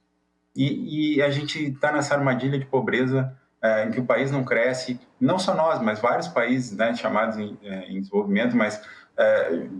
não saímos do mesmo lugar, muda os governos, muda até a questão ideológica, mas essas questões permanecem, né? Eu vejo muito pessimismo no período pós-pandemia, porque infelizmente essas medidas restritivas, elas desabrocharam o que tem de pior no Brasil, além da questão da polarização política e essa briga quase insana, né, entre as pessoas, inclusive pessoas da própria família e tal, mas, ou seja, a gente não consegue consenso em quase nada, né, nem nas coisas mais óbvias. Ainda prejudica, gerando mais instabilidade, porque aí os poderes começaram a brigar e hoje a gente tem uma instabilidade jurídica que sempre já foi muito grande no país, piorou isso ao longo da pandemia. A gente tem, por questões desse efeito bola de neve dessas medidas restritivas, a gente tem uma série de ameaças, né, à questão dos contratos, aos direitos de propriedade, aos direitos de ir e vir, à própria Constituição Federal, ou seja, todas as nossas instituições estão saindo dessa pandemia muito mais frágeis do que entraram. Então, nesse sentido, eu tenho essa mensagem pessimista porque eu não vejo melhorar, né? Eu não consigo ver uma melhora, só consigo ver uma piora. E de novo, por quê? Porque eu acredito que esse é o motor, né? Esse vai ser o motor do crescimento, do desenvolvimento do país, não só do Brasil, mas de qualquer outro país. A gente precisa ter estabilidade das regras do jogo, a gente precisa aumentar a produtividade. Para isso, a gente precisa investir, por exemplo, em educação, e foi justamente a primeira coisa que nós abandonamos, né? Eu costumo até fazer uma figura de linguagem que talvez não seja melhor, mas que a gente, para combater o vírus, a gente ofereceu uma série de oferendas, não tinha a menor ideia se ia funcionar ou não, mas a primeira coisa que nós entregamos foi o futuro dos nossos filhos, né? Isso realmente é muito triste, porque isso, além de afetar o futuro deles próprios, também afeta o futuro do país. Se a gente investe dinheiro público em educação, é porque ele gera o que nós economistas chamamos de externalidades, né? A sociedade toda se beneficia quando as pessoas são mais educadas. E o que a gente está vendo é simplesmente um desleixo total, né? Ou seja, nós estamos o país do mundo com o maior tempo de escolas fechadas, né? O Rio Grande do Sul também batendo recordes de escolas fechadas. Ou seja, nós estamos, infelizmente, fazendo o que nós já fazemos há 40 anos, que é sabotar o nosso futuro. Muito bem, professor Cristiano Oliveira. Deputado Pepe Vargas, o senhor tinha fala, teve um pequeno corte no seu sinal. Se o senhor quiser complementar a sua fala, fique à vontade, mas eu aproveito já para depois, se o senhor quiser complementar, já emendar a pergunta, que é o seguinte: há uma falta de sintonia muito notável entre as pastas de economia e saúde. Isso é histórico, são temas bem divergentes, né? Embora hoje a gente veja a necessidade da coabitação entre esses dois temas, especialmente nesse atual momento. Mas o senhor entende que essa falta ou esse interesse de cada um, que vai completamente para lados opostos, pode ter sido responsável pelo alto índice de morte que nós temos? E se o senhor entende assim, é possível conciliar esses dois temas? Como é que é possível conciliar esses dois temas? Está sem som, deputado. Não sei se o senhor desligou o seu áudio. Aí nós retomamos. Seria perfeitamente possível. O problema é que aqui no Brasil não foi possível, né? Sempre houve essa dicotomia entre economia e saúde. Aliás, nesse momento, é a saúde que pode salvar a economia. E a economia pode ajudar muito a saúde. Porque se ela funciona, ela permite que a roda da economia ande, permite que o Estado arrecade e permite que esses recursos que o Estado arrecade sejam aplicados, inclusive na saúde ou na educação, né? Mas aqui sempre houve uma falsa dicotomia entre saúde e economia, na minha opinião. Eu vou discordar agora do professor Cristiano, porque, assim, sob o ponto de vista da saúde, um lockdown de 14 dias funciona. O problema é tu sustentar na economia o lockdown de 14 dias. Não sei se sob o ponto de vista epidemiológico da saúde, funciona. Tu segura a turma, não circula. Se as pessoas não circulam, o vírus não circula, diminui a contaminação, cai o número de casos, cai a ocupação de leitos, etc, etc. Temos mais uma queda no sinal do deputado. Vamos ver se ele reestabelece. Da outra vez até restabeleceu rápido, mas por precaução a gente seguiu. Voltou? Temos o Pepe? Oi. Voltamos. Está me ouvindo? Estamos te ouvindo bem. Então, não sei se me ouviram. Eu estava dizendo o seguinte, que não devia ter essa dicotomia entre saúde Sim. e economia. Um lockdown de 14 dias, discordando do Cristiano, ele funciona sob o ponto de vista da saúde. Diminui o número de circulação de pessoas, se as pessoas não circulam, o vírus não circula. Diminui o número de pessoas contaminadas, diminui o número de pessoas que vão ser hospitalizadas, diminui a taxa de ocupação e distensiona o sistema de saúde, sai do colapso. O problema se é 10, se é 12, se é 14, se é 15, se é 20, é segurar economicamente essa parada. Esse é o drama. Então não é um problema da saúde. Do ponto de vista da saúde é eficiente. O problema é a economia dar suporte. Então, para a economia dar suporte, precisaria ter um apoio maior dos governos, tá? Que é o que faltou aqui no Brasil, a meu ver. Um apoio maior do governo para suportar pequenos momentos de parada. Tá? Educação. Por que na educação, por exemplo, pega a Inglaterra. O que a Inglaterra fez na educação? Quando tinha lockdown na Inglaterra, a Inglaterra fez lockdown. Não só a Inglaterra, outros países, né? Os trabalhadores, os filhos dos funcionários, dos trabalhadores, das pessoas que tinham que trabalhar em serviços essenciais, iam para a escola. Os outros não. Então, tinha formas de ter feito diferente, mas os governos também nunca propuseram isso, né? Então, nós tivemos muitas falhas aqui. Não dá para nós achar que a gente coordenou bem, né? O Brasil coordenou mal, acho que o Rio Grande do Sul coordenou mal, né? Agora, a outra questão fundamental é o seguinte, eu vou discordar do professor Cristiano, o problema não é o imposto de grandes fortunas, o imposto sobre grandes fortunas é difícil, nunca foi, o Congresso Nacional não vai permitir criar, né? Mas, por exemplo, taxação de lucros e dividendos. Quantos países do mundo não taxam lucros e dividendos? Os Estados Unidos taxa, todos os nossos vizinhos latino-americanos taxam, toda a Europa taxa lucros e dividendos. Não vai ter nenhuma pessoa, nenhum acionista de empresa aqui que vai migrar para outro país porque taxa lucros e dividendos. Tem meia dúzia de países que não taxam. O Brasil não taxa. E faz anos que se tenta lá no Congresso Nacional voltar a taxar lucros e dividendos e não se taxa. Isso vai resolver o problema? Não, mas vai dar uma arrecadação importante de pessoas que têm capacidade. Eu, inclusive, defendo o retorno à taxação de lucros e dividendos e reduzir a taxação sobre a classe média.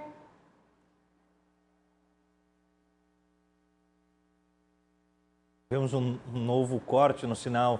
Deputado, o debate está bom, né? Estamos vendo as relações entre saúde e economia com o professor de economia da FURG, o Cristiano Oliveira, e o deputado estadual e também médico, o Pepe Vargas.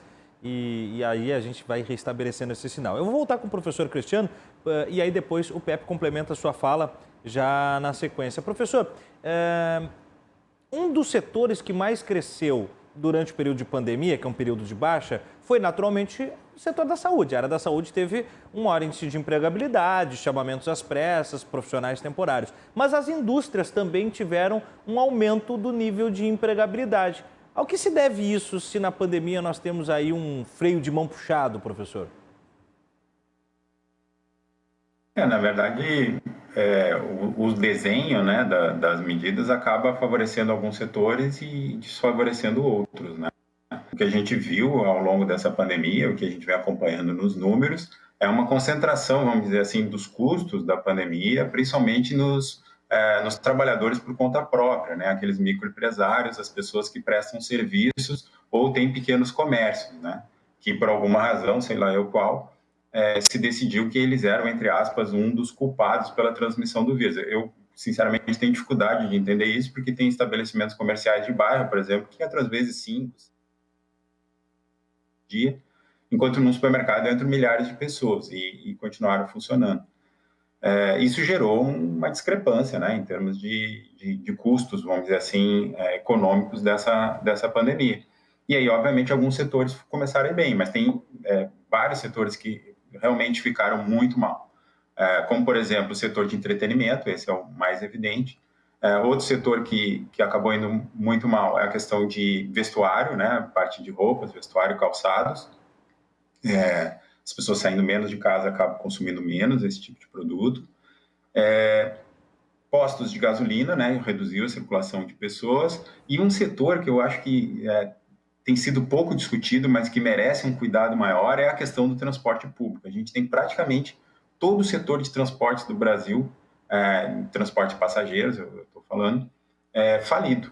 Simplesmente faliu. O sistema de transporte municipal faliu, o sistema de transporte intermunicipal faliu, e vejo pouco debate a respeito disso, né? Eu vejo algumas prefeituras adotando o sistema direto de subsídios e outras sem nenhum recurso, praticamente sem saber o que fazer com o setor de transportes. Isso é muito grave, né? Isso é um problema muito sério que a gente vai ter que resolver, nem é para mais adiante, é para agora já, porque esse problema só vem crescendo, porque a cada situação em que há mais medidas restritivas, o problema se agrava. Mas, obviamente, houveram setores que foram muito beneficiados, o setor supermercadista, a questão das farmácias, né?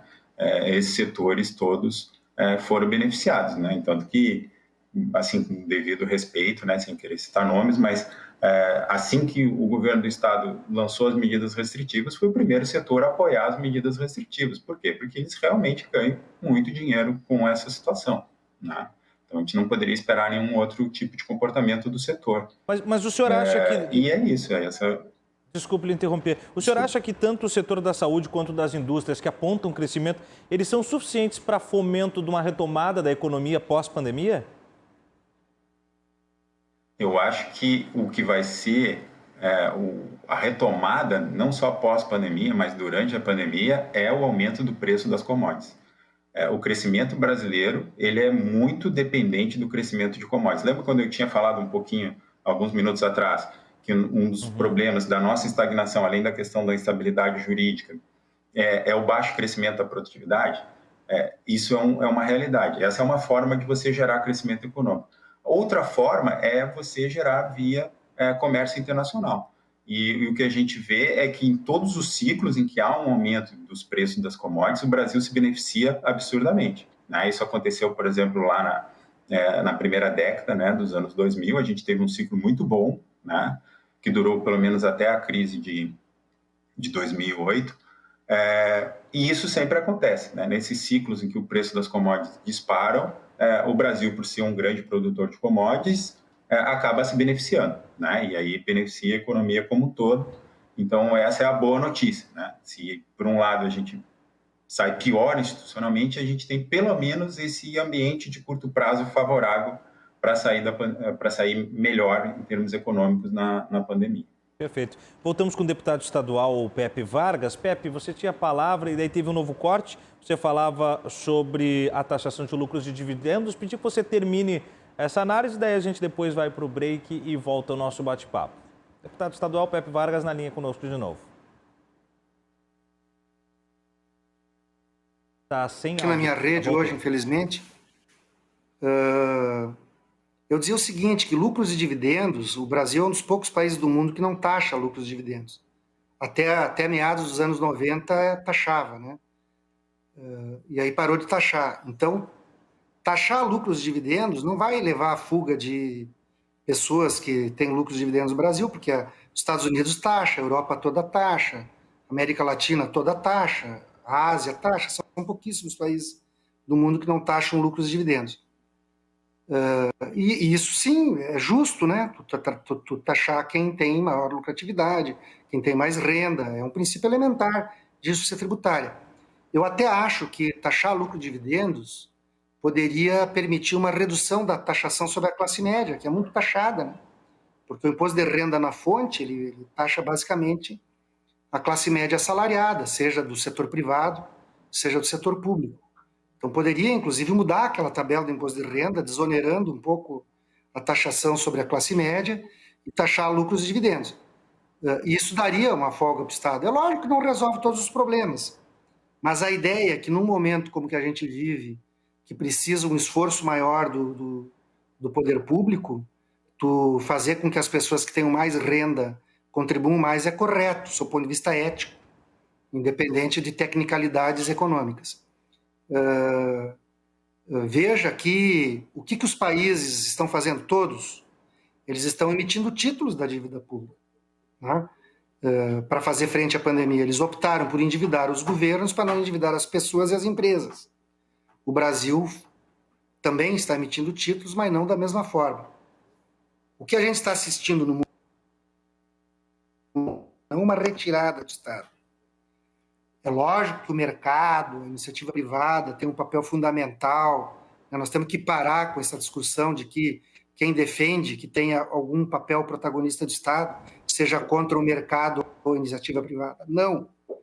É entender de que, nesse momento, tu ter um Estado que faça investimentos em infraestrutura, gera emprego, gera renda, aumenta o potencial de consumo, melhora o mercado interno, né? Tu ter um Estado que faça estímulos à economia, para o setor privado aumentar a sua capacidade de investimento, inclusive com crédito subsidiado, que é o que o mundo inteiro faz, os países desenvolvidos fazem, sempre fizeram, nunca deixaram de fazer.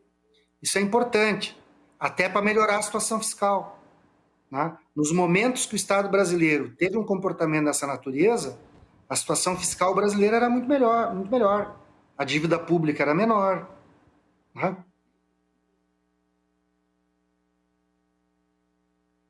Tivemos mais um corte do deputado Pepe E aí, então, nós vamos para um rápido intervalo. Na volta, ele complementa a fala e a gente volta com o professor Cristiano Oliveira. O tema de hoje é gestão pública na pandemia. O Cruzando as Conversas volta já.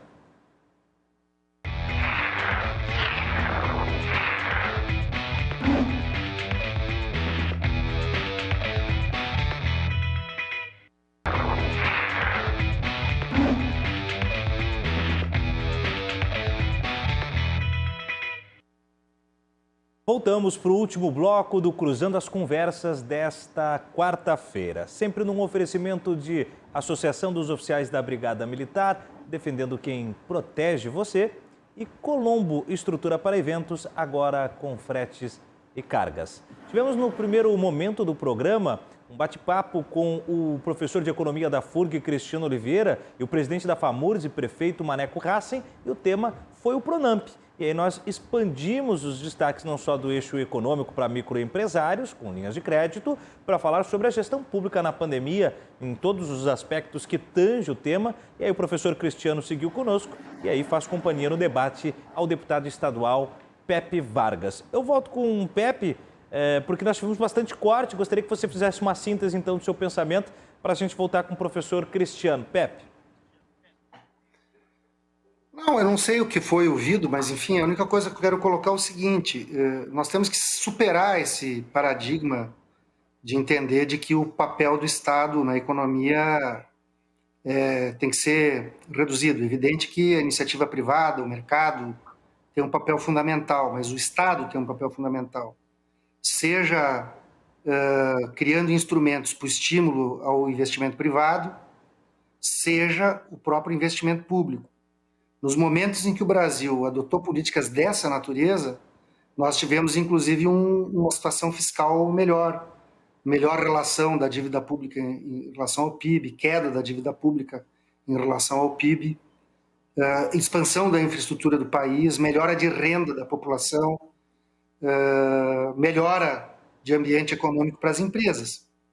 Nos momentos em que o Brasil adota esse paradigma de que o Estado tem que se retirar muito do processo econômico, da indução do processo econômico, não ter um papel nesse sentido, o Brasil piora a sua condição fiscal, cai a renda da população, né? O ambiente fica pior, exceto para quem, obviamente, especula no mercado financeiro, aí sempre fica melhor.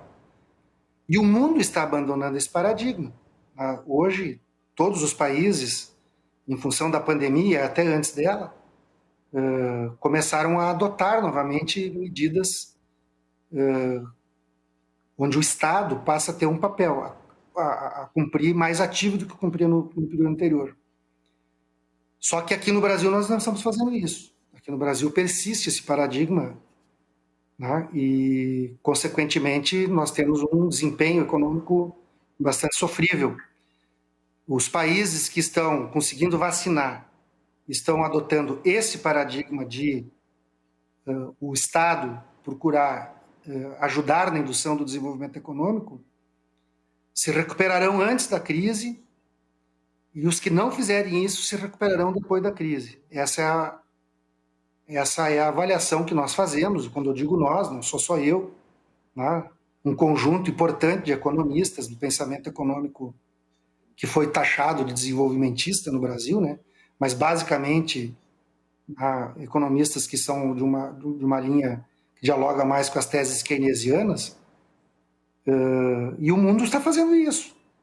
Os Estados Unidos estão fazendo isso, a Europa está fazendo isso, o Brasil não está fazendo. Eu acho que o tempo vai mostrar quem está com a razão. Bem, professor Cristiano, nós vamos para a nossa última rodada de perguntas, depois teremos as considerações finais. E, é claro, eu perguntei ao deputado Pepe e não tive oportunidade, deixei agora para o final. Para o senhor, como fazer o equilíbrio, então, e a justa medida entre economia e saúde? É uma equação difícil aí de ser resolvida, né? Eu acho que uma questão importante é justamente educacional, né? Você manter, né, vamos dizer assim, a população alerta, né, para as medidas, para o distanciamento social, que é muito importante, para a questão dos hábitos de higiene, a questão do uso das máscaras, ou seja, você consegue, de certa forma, não digo, obviamente, controlar o vírus, mas manter no limite, né, da possibilidade o vírus sob controle. A partir daí, a questão econômica tem que se resolver por si só, né? Ou seja, o meu ponto é o seguinte, o Brasil já é um país com muitos problemas, né? Além da questão, como eu falei para vocês, da baixa produtividade, da questão da instabilidade jurídica, o péssimo ambiente de negócio, né? Diferente do que o deputado falou, tanto os Estados Unidos quanto vários países europeus que hoje são referências, né? Tem uma situação totalmente diferente da gente, principalmente em termos de liberdade econômica, né? O Brasil é um dos piores países do mundo para se pagar impostos, o Brasil é um dos piores países do mundo em termos burocráticos, né? Para você abrir e fechar um negócio. Temos uma legislação realmente muito complexa, né? Uma legislação tributária que é insana, né? Seria a palavra. E isso não vai mudar, né? Depois da pandemia, ou seja, vai ser muito difícil, né? A gente mudar isso em pouco tempo, né? Se a gente não fez isso nos últimos 40 anos, eu não tenho muita esperança que no pós-pandemia talvez fosse, né? Uma situação, agora estamos passando necessidade, o que nós fizemos até agora não está funcionando, vamos tentar melhorar isso. E só assim, ou seja, só com condições econômicas, né? Porque às vezes eu acho estranho isso, assim, né? Pelo menos para mim, né? Como economista, as pessoas acreditam que dinheiro cai do céu, né? Ou seja, que o dinheiro que o Estado vai gerar e a partir dali vai ser as suas bondades cai do céu. E não é assim. Quem gera riqueza são as empresas, são os trabalhadores, são as pessoas que todo dia se levantam e vão lá, produzem algo que alguém quer comprar. É assim que funciona a economia. E para isso essas pessoas precisam ter condições de trabalhar. E não é o Estado tributando cada vez mais, não é o Estado cada vez gerando mais regras, mais regulações que são quase impossíveis de ser cumpridas, né, na sua totalidade, que isso vai melhorar, né? Não é assim, não é esse o caminho. E aí, com essa recuperação econômica, a questão da saúde vem junto, né? Ou seja, você dá condições melhores, né, de saúde para a população. Além disso, nesse momento, aí sim, tem, vamos dizer, no sentido inverso, nós precisamos sim resolver esse problema de saúde. Nesse sentido, a questão da vacinação é fundamental. Temos que usar todos os recursos possíveis, né, para melhorar a questão da vacinação. Eu também, ao longo desses últimos meses, eu sou um dos defensores da abertura, né, para o mercado privado, né, de vacinações.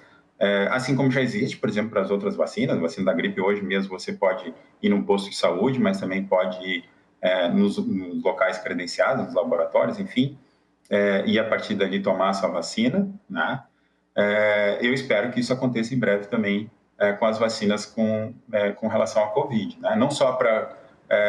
eu sei que tem muita discussão a respeito disso, mas principalmente para que essas vacinas diferentes, né? E aí eu concordo bastante com o deputado, eu acho que nós devíamos ter diversificado, né? Nós não devíamos ter ficado em uma ou duas vacinas, nós devíamos ter aberto o mercado para todas as vacinas e poderíamos ter reservado, por exemplo, algumas vacinas que, para alguns laboratórios que hoje aceitam, né, a compra pelo setor privado, por exemplo, a Sinovac e a Moderna, já estão sendo vendidos para alguns países para o setor privado, né, para a questão do Comitê Olímpico Internacional, enfim, tem umas entidades privadas que estão comprando a vacina. Então, é fundamental a gente desenhar bem, né, essas regras de abertura, né, do mercado e principalmente de como isso vai funcionar dentro do país, para que a gente consiga realmente imunizar a maior parte da população no menor tempo possível. Muito bom. Deputado estadual Pepe Vargas, 30 segundos para as considerações finais no acabamento do nosso Cruzando as Conversas. Já aproveito estendo o meu agradecimento. Muito obrigado pela disponibilidade e pelo debate de hoje.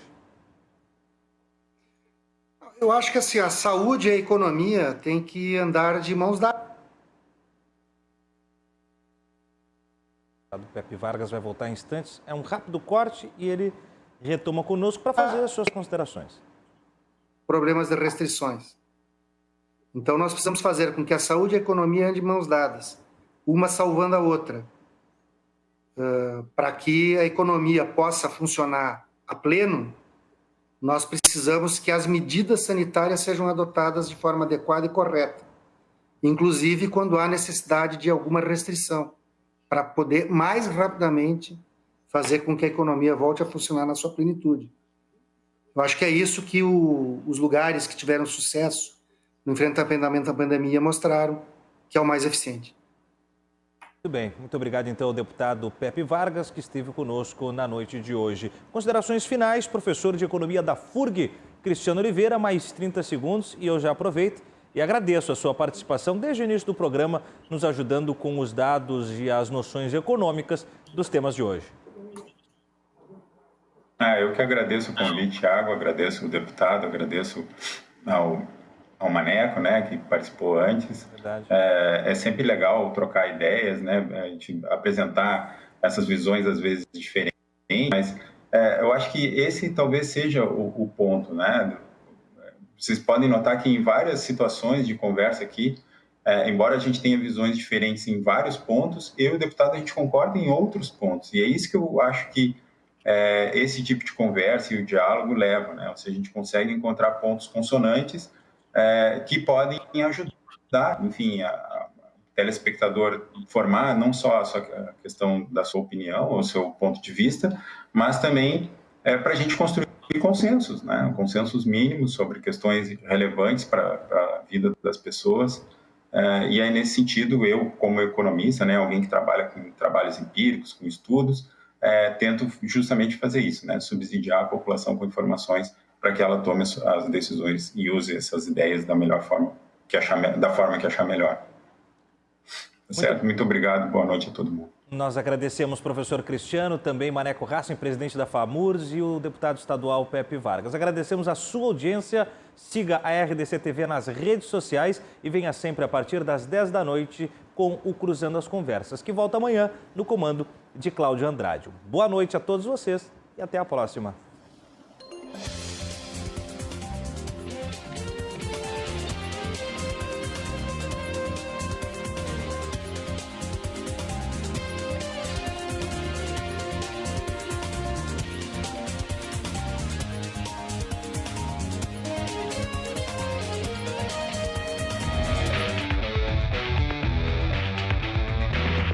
Cruzando as Conversas. Oferecimento. Associação dos Oficiais da Brigada Militar. Defendendo quem protege você. E Colombo. Estruturas para eventos e também fretes e cargas.